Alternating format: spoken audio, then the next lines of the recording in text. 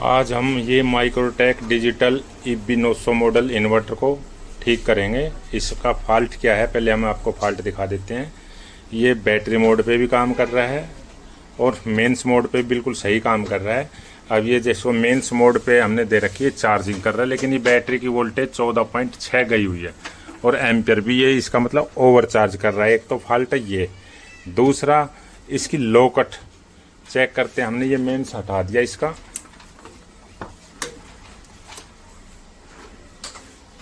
अब ये 11.7 वोल्ट पे ही लो बैटरी दिखा रहा है। देखो ऑन ही नहीं हो रहा।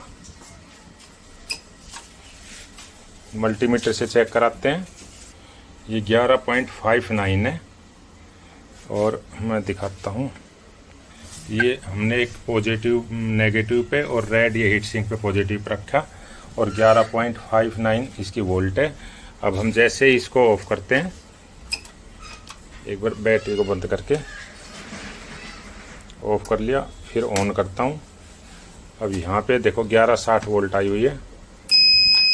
ये लो बैटरी आ गया। ये बैटरी पे बैकअप भी नहीं दे रहा है, लो बैटरी दिखा रहा है, ओवर चार्ज कर रहा है। तो इसी को देखेंगे हम।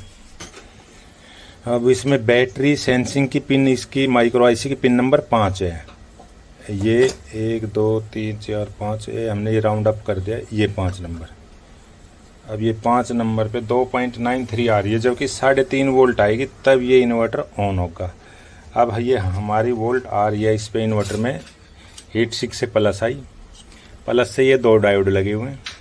ये डायोड ने आउट किया और ये R56 की लोकेशन पे एक रेजिस्टेंस लगी हुई है और R56 से फिर ये इसकी पिन नंबर 5 पे आई हुई है।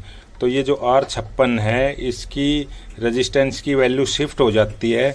अगर वो ओपन टाइप में शिफ्ट होगी, जैसे सपोज करो 51 के की है या 50 के की है और वो 55 60 65 के हो जाएगी, तो लो बैटरी अप हो जाएगा, यानी कि 11 वोल्ट या 11.5 वोल्ट पे कट लगने लग जाएगा और बैटरी को ओवर चार्ज करने लग जाएगा।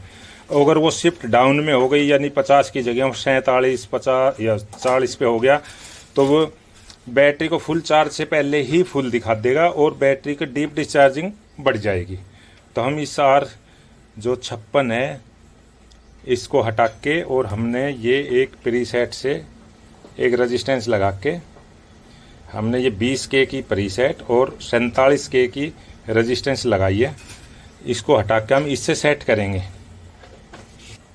ये प्रीसेट हमने लगा दिया है और हम इसकी पिन नंबर 5 की वोल्टेज सेट करेंगे। अब ये 2.9 आ रही है।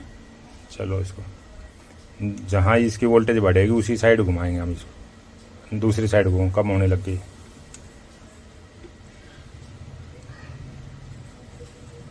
चलो चलो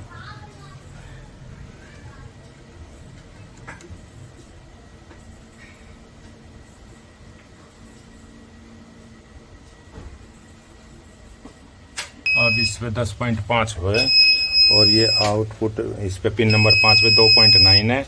अब जैसे ही वोल्टेज अप होगी हमारी ये 3.3 वोल्ट हमने सेट कर दिए। अब ये बिल्कुल काम करने लग गया। अब हम इसको चार्जिंग पे लगा के चेक करेंगे। चेंज हो गया है। ये एम्पियर आ गए हैं। जब ये 14.4 14.5 वोल्ट तक चली जाती तो एम्पियर भी इतना ही चलता था। अब देखते हैं ये एम्पियर डाउन आते हैं या नहीं। अब ये 14 वोल्ट चली गई है, 10.5 एम्पियर चल रहे हैं। अब ये 13.6 पे हमारे एम्पियर इसके डाउन होते आ गए हैं। जैसे जैसे बैटरी की वोल्ट अप होगी ये एम्पियर डाउन होते आएंगे।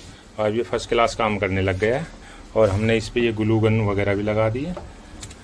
अब ये इन्वर्टर बिल्कुल फिट काम कर रहा है। इसको और देख लेते हैं कितने एम्पियर तक ये जाता है। Share and subscribe our channel and press the bell icon for latest videos.